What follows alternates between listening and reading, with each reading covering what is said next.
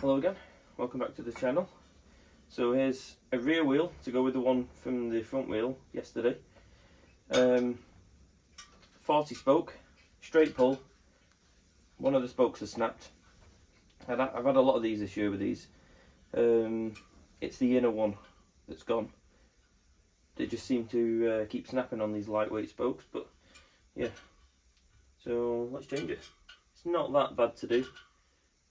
Been a bit bent in the past actually, but the way I always do it is slacken off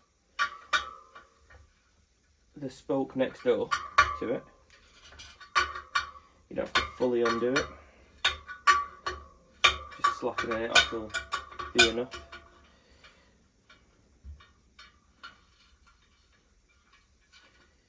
Might be enough there. Just give it a shuffle around.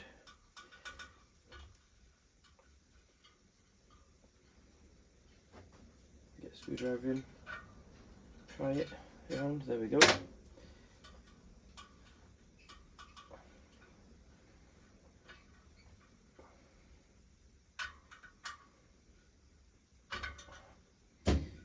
needs a bit of convincing. Get your fresh spoke.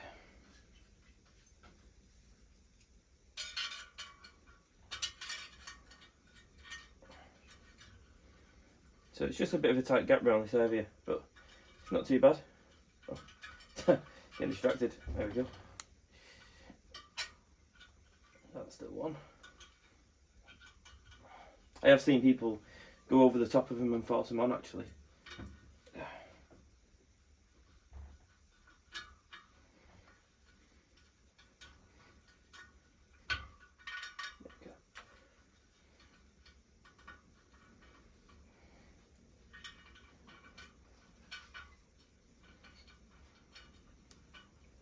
So I'm not too sure why they keep snapping. I think they might be punched on slightly the wrong angle, to be honest, because the nipple sits flush with the rim and the spoke bananas round then down to the hub.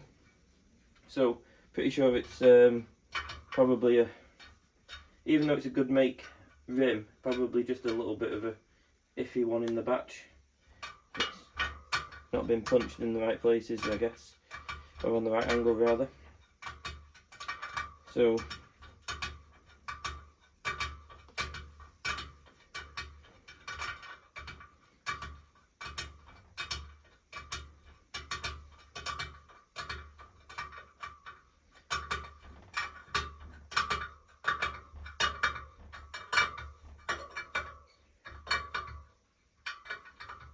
least it'll be a lot of a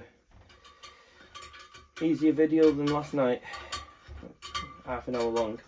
Next one will be a few minutes and we'll be done, hopefully.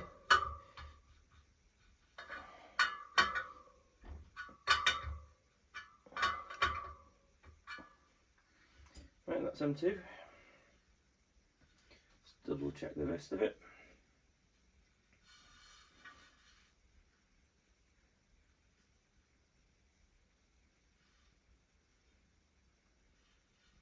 Oh, looks okay to be honest.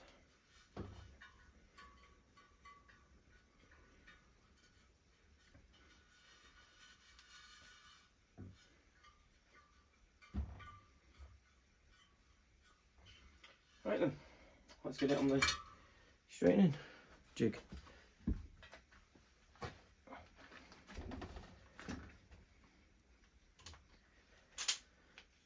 Severe spindle without the brigo, the aluminium casting part of it.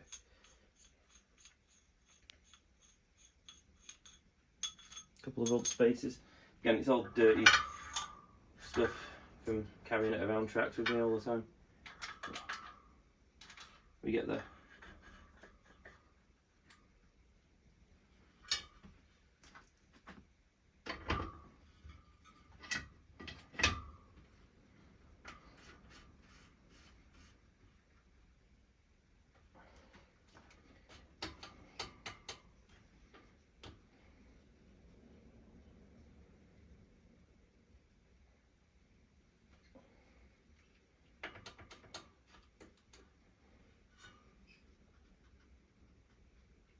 Not that far out, to be honest.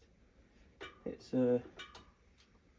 quite straight. I will try and grab the camera just to show you before I start how close it is without touching it. Bear with the shaking.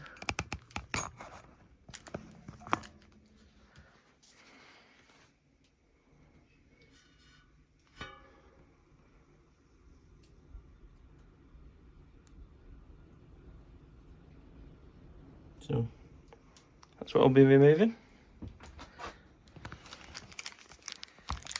Bear with my dodgy camera setup.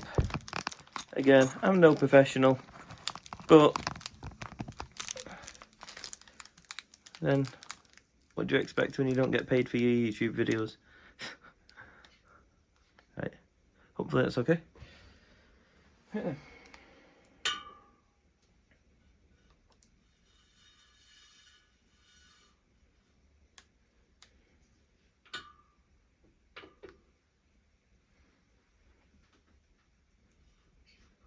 Another late one in the workshop.